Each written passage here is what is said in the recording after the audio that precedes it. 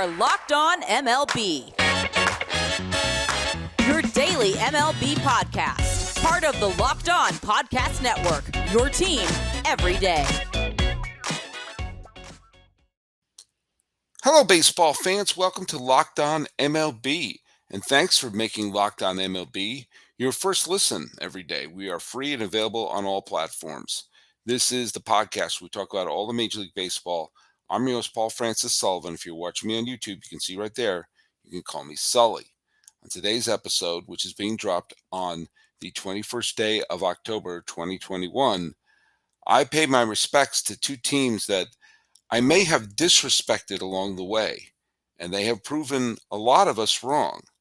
And I'm going to be, well, for the lack of a better word, eating some crow in some parts and, well, addressing a couple of people who wrote to me who felt I was being disrespectful. And I wanted to address what they said and not to correct them. They were probably right. I probably was being disrespectful, at least in some aspects. Either way, we are very, very close to setting up a World Series matchup. This show is available, as I said, on all the free platforms, including YouTube. You can follow us on Twitter and on Instagram at Locked On MLB Pods. I am your host. I am your pal, Sully, and your host. You can find me at Sully Baseball on Twitter, Sully Baseball Podcast on Instagram. And if you have a smart device, be sure to tell them to play podcast Locked On MLB. Or check out some of the other great shows on the Locked On Podcast Network, including Locked On Red Sox, Astros, Locked On Dodgers, and Braves. Let me tell you one thing about the 20th day of October 2021, which, by the way, is very late when I'm recording this on Wednesday evening. And there's one aspect of today that made me a little bit sad. Now, this is not clinched. This could very well change. But this could be the last day for this particular calendar year that we had two Major League Baseball games played. If the ALCS ends on Friday, then that's it. Then you have a pennant winner, which would be Houston. And then but then again, if Los Angeles loses tomorrow, then it doesn't matter. Then that's the end of that series. And there's a whole bunch of scenarios where there would be only one game played. And of course, today, Thursday, the only game scheduled is LA versus Atlanta. And if Los Angeles loses that game, then the NLCS is over. And alas, that's it for having two games in one day. And I love the everyday aspect of baseball. I love that after a wild offensive outpouring that the Red Sox showed on Monday, they can have two straight days where they don't show up because you have to do it every day. And I love when games overlap.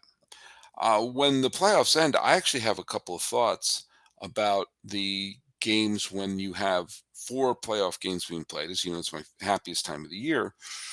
That being said, I think that we could maybe adapt having games played concurrently in the postseason. Would that be the worst thing in the world?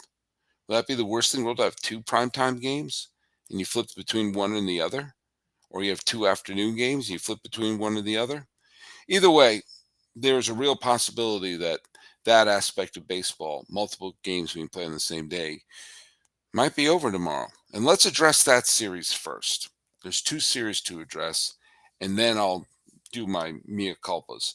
Now, the LA Dodgers on Tuesday had that wild, miraculous comeback, which was sparked by the 3-run home run to tie the game that Ballinger hit.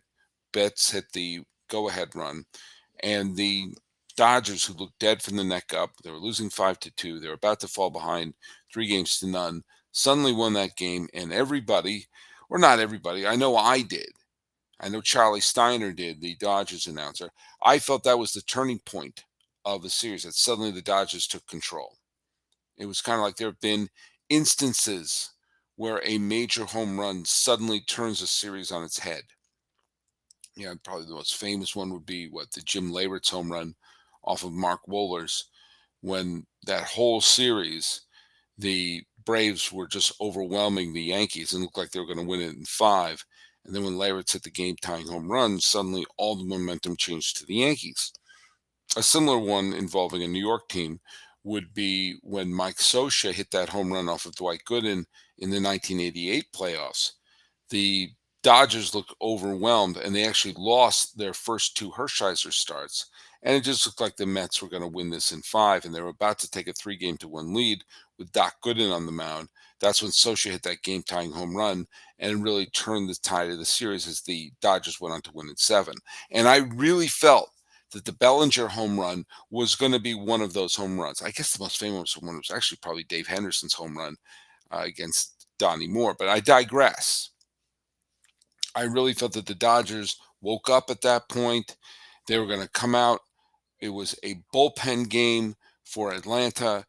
Julio Urias was going to pitch for Los Angeles, and I just felt that the Dodgers were going to take complete control there. I thought they were going to tie the series, and that was going to be it. And the Braves jumped ahead with back-to-back home runs in the second inning, and next thing you know, it was 5-0 before the Dodgers even got their first hit. And it was indeed a bullpen game, but alas, the Braves pitching did their job, and the Dodgers pitchers did not. And the final score was 9-2. And quite frankly, it didn't even seem that close. The Braves took complete control of that game. They had that one hiccup in the fifth inning where Pollock drove in the pair of runs, but that was it. And eventually they pushed it forward and pushed it forward. And I'm going to bring up a name that has a connection to the success of what happened with Atlanta, and that is Pablo Sandoval. Remember Pablo, the Panda, the World Series MVP in 2012, hit big hits for the Giants when they won the World Series in 2014, sort of earned his uh, earned the love back with San Francisco when he returned then, and became popular with Atlanta when he had his little stint with them. Well, eventually the Braves saw the Panda was done, and they were probably just going to designate him for assignment. Instead, they sent him to Cleveland, and Cleveland basically dumped Eddie Rosario back to them, and Cleveland promptly dumped Pablo Sandoval. They released him. I don't think he played a single game with Cleveland. I think it was almost immediate. And by dumping Pablo Sandoval to Cleveland for Rosario around the time that the Braves offense and their outfield specifically was absolutely decimated, led by the injury to Ronald Acuna Jr., in that unheralded move, which was probably about manipulating 40-man rosters and dumping salary and everything like that, the Braves probably stumbled across the National League Championship Series MVP. And the only reason why Eddie Rosario is playing is because Jorge Soler, another pickup at the trade deadline, is on the COVID list. And so Rosario's getting the start. He got the walk-off hit the other day in a game where he just kept getting hit after hit after hit. And this one, before you blinked, he had the two hardest parts of the cycle. He had a home run and a triple before a lot of people in LA were in their seats. And then when he got another single, you're like, this guy gets a double, then he'll have hit for the cycle. And he came up at a time when they were rallying late. And maybe I think it was Freeman hit a ground rule double. I was thinking, if only that was Rosario. And instead, he did not get a double. He did not hit for the cycle. Instead, he hit another homer. And everything was good. Remember how awful Freddie Freeman was at the beginning of this series? Well, he had a game. Freeman got on base 3 times, homered. Rosario hit 2 home runs and tripled. Freeman also got a double. Duvall drove in a pair of runs. Dansby Swanson got a hit and scored a run, and he stole a base. And the law firm of Chavez, Smiley, Martin, Minter, Matzek, and Will Smith, not that Will Smith, nor that Will Smith, but the other Will Smith, combined to hold the Dodgers to 4 hits and 1 run and 2 runs scored. 4 hits and 1 walk and 2 runs scored. I'm sorry, I meant to say. And now here we are. The Atlanta Braves showed us something, didn't they? The Atlanta Braves, who a lot of us thought were dead from what happened the previous night, that may have been a speed bump. I think someone called it a speed. I think Snitker called it a speed bump. That may be exactly what happened. Because right now, the Braves have a 3-game-to-1 lead. And Max Fried is pitching for Atlanta. He's their best pitcher. Now, you have to go all the way back to last year to find a point where the Atlanta Braves were up 3-1 against the Los Angeles Dodgers, and the Dodgers came back to win it. Okay. But, that being said, there's something about this Braves team. They have been playing, certainly since the trade deadline, they've been playing as well as any team in baseball. But they have nothing to lose. They have absolutely nothing to lose, and they're playing like it. They're playing loose. They're playing fast. They're playing aggressively. They're not giving the Dodgers any wiggle room or hope for a comeback. And they're going to hand their ball to their best pitcher with a chance to go to the World Series. And look, the Dodgers are a great team, and they could very well win 3 in a row. But the Braves are in the perfect condition right now. They're throwing their best pitcher, and they know that if this doesn't work, they can go back to Atlanta and split. That's all they have to do. And then they're going to the World Series. And if that happens, then, then I don't know what to say to the Dodgers if that happened. I mean, what are you going to do? Are you going to retool? Are you going to make big changes? A lot of veterans on that team. You don't know how big that window of opportunity is for this particular crew. You may have to tinker with it and pop the hood. Like when you go to Rock Auto, with the ever increasing number of makes and models, it's now impossible for your local chain store to have all the parts you need for your car. Why endure the pointless and seemingly intimidating questioning and wait for the person behind the counter or the parts on the computer choosing the only brand their warehouse happens to carry? You have computers with access to rockauto.com at home and in your pocket. You can save time and money when using Rock Auto. Rock Auto's prices are reliably low for every customer, so go explore their easy-to-use website today to find the solution for your auto parts needs. Go to rockauto.com right now and see all the parts available for your car or truck, and write Locked On in their How Do You Hear About Us box. Easy for you to say, so they know that we sent you. Amazing selection, reliably low prices, all the parts your car will ever need are at rockauto.com. Okay, let's head over to the other series. Man, a lot has changed in this series. In this case, the home run that was the turning point looks like it is a turning point. Altuve hit that game-tying home run in the 8th inning, and I believe they've outscored the Red Sox, 17-1 since then? It's ridiculous. And no amount of Laz Diaz calls made up for this one. And look, I'm going to address one thing. I haven't read the Twitter reactions. I don't know what people are saying about Chris Sale pitching into the 6th. I actually have no problem with it. I don't have a problem with it because we've been talking, a lot of us have been talking about how, all these pitchers don't go deep in the games, don't get deep in the games. Sale was pitching well. He looked like old Chris Sale. Yeah, he let up a home run. But the Red Sox bats once again were dead. 2 straight games of the Red Sox bats being dead after 2 games or 3 games really where they seem to score at will. And Chris Sale made the play of that comebacker, and there was 1 out. And you're thinking, if he gets a strikeout here or a pop up or something like that, he could get out of this. You could squeeze 6 innings out of him. And it just didn't happen. It just didn't happen. And they rallied, and the next thing you know, a razor thin game turned into a blowout. And it turned out that it is possible to have a pitcher go deep in the game. And it was Framber Valdez who went 8 innings. Now, he went 8 innings, let up 3 hits. He let up the 1 run, which was the solo homer to Devers. He only let up 1 walk, and he threw 93 pitches. Now, the fact that he had 93 pitches probably is why he didn't come out for the ninth. I was rooting for the Red Sox, but I kind of wish that he went 9. That would have been a wonderful middle finger from Dusty Baker of, yeah, all these mixing and matching. I got a great pitcher. He went 9. It was close to that.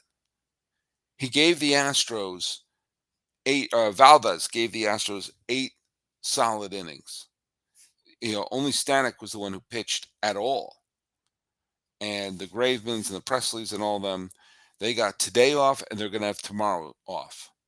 So when game 6 comes around, the Astros pitching staff is going to be bright-eyed and bushy-tailed. Now, as for the Red Sox, they used Brazier, they used Robles, but they also used Darwin's and Hernandez, Saramura, Perez, none of them are going to be their top relievers going in game 6. So this series is by no means over. The Red Sox are going to be pitching their best pitcher, Nathan Eovaldi. They could have a day to sort of get their head on straight and go into Houston and win game 6. And by all accounts, a game 7 would be a complete coin toss. And in one instance, Red Sox fans, I know they don't want to hear this right now, but this was a rebuilding year where a lot of people didn't think they were going to even have a winning season. And now if everything goes wrong, they will have gotten to game 6 of the American League Championship Series with this team that,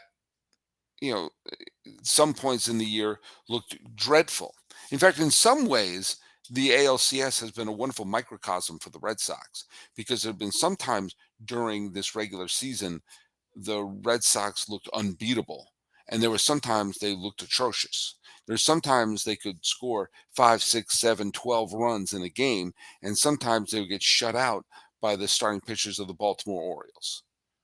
There seemed to be no rhyme or reason in terms of this Red Sox team that won, 93 games. So obviously they had a good year, but there was no consistency from this team. And you're seeing that exact same thing happen with them in the ALCS. There's some days they just look like they could score, 25, 30 runs if they wanted to. And then the last couple of days, save for a Devers home run and a Bogarts home run, they didn't score at all. They didn't manufacture a single run other than a pair of homers. But this is more about giving credit to the Houston Astros, especially after they were getting pounded and looked like they were about to fall 3-1, and people were already reserving duck boats for another parade for the Red Sox. Yankee fans were writing about how I can't believe the Red Sox are about to win their 5th World Series title. And you know what? They still could. They still could. But the fact of the matter is, the Astros showed who they were. Remember how I said when the Astros fell behind 2-1 and the Dodgers fell behind 2-0 that these are two franchises that have to do a little bit of soul searching and they're going to have to show us who they are and what their character is? Well, we're seeing what the Astros are. We're seeing what they're capable of. And they have put the Red Sox behind the 8 ball right now. Now, game 6, Eovaldi pitching, a lot of things could go right. And the fact that they're going to have their team rested and ready too, and that includes Whitlock, that includes Ottavino, that includes everyone that they would want to line up. So, may include Houck, although part of me thinks they may have to start Houck in game 7 if it comes to that. But you know what? You got to get through game 6 first. It's probably going to be another parade. But give the Astros credit. I'm going to be giving them a ton of credit coming up in the final segment of this show. You forgive me, this may not be my longest show because, as I said, it is late. Your pal Sully needs to get up for work.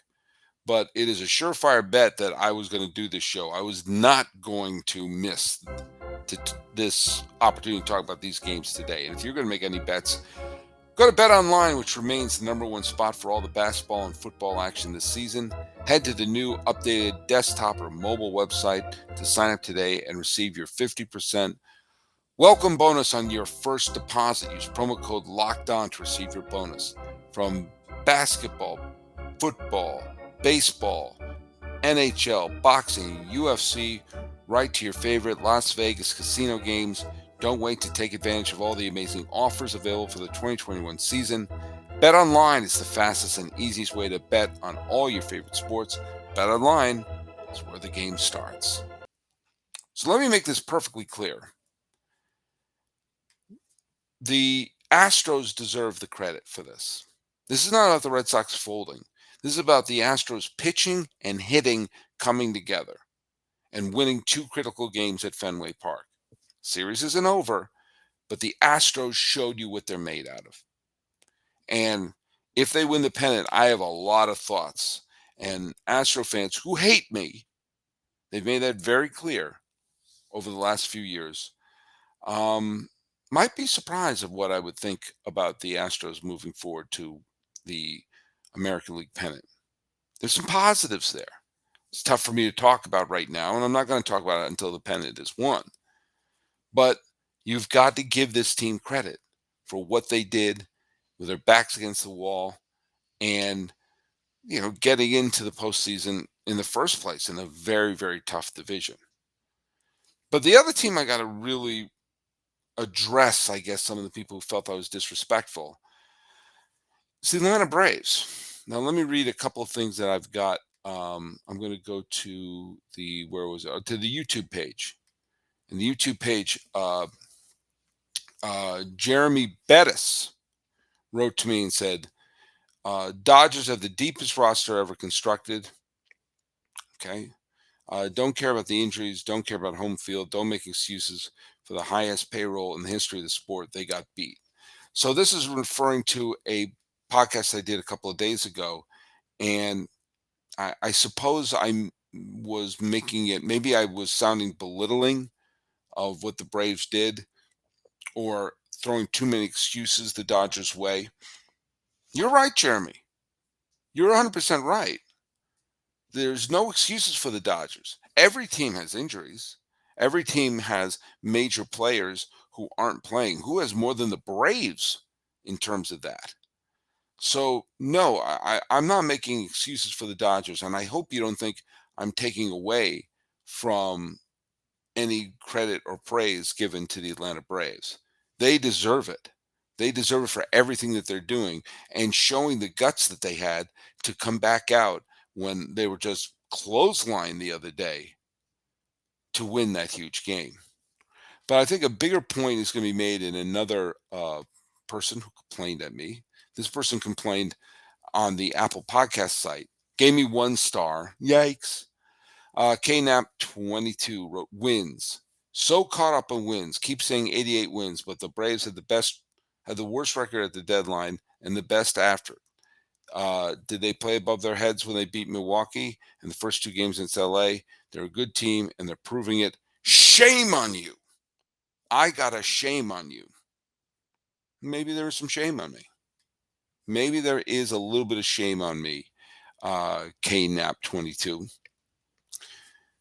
Maybe I have focused too much on that 88 wins. I guess one of the reasons is that that's how you see, that's how you determine who should get home field advantage in a head-to-head matchup. And I felt that that is based upon how you do during the entire season, not just in the final 2 months when you're kicking butt. And so with that in mind, bringing up the 88 wins was to show something that was a quirk in the scheduling of the playoffs. But at the same time, you're right that while they were sub 500 at the trade deadline, they have been outstanding since then. Outstanding in the regular season, where they not only pulled themselves off the mat, but they put everyone back in their dust, especially after taking on Philadelphia towards the end of the year, where that was their last legit challenge that they had. But they deserve it. They've played great ball. They've had to play a super tough Milwaukee team, and now what some people thought was an all-time defending champion with the Dodgers. It was. But here we are. And it's the Braves, not the Dodgers, who are on the verge of doing it. And that made it harder for them. That made it harder for everything that they've achieved up to this point. And so I give them tons of credit. Now, I'm not going to give them showering, you did it credits until they do it. They were up 3-1 last year. A lot of teams have blown 3-1 leads. That being said, the way they're getting the right pitching, the way they're getting the hits when they need it, the way that their offense explodes when they need it, and sometimes it becomes a pitching, whatever it is, becomes a pitching matchup. You're right. You're right. At this point, 88 wins doesn't matter. You're in. They punched the ticket. So I didn't mean to be, or at least have the perception of being disrespectful for the Atlanta Braves. What they're doing is fantastic.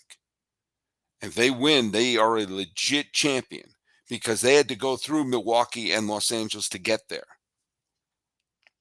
And to do it, if they do it against LA, people wouldn't even have it's easier to win a best of 5 series. So I've been, Astros Twitter has not liked me over the last few years because I've been very critical of the team. And if they win the pennant, I've got a lot of thoughts about it. But I wouldn't have anything bad to say about them.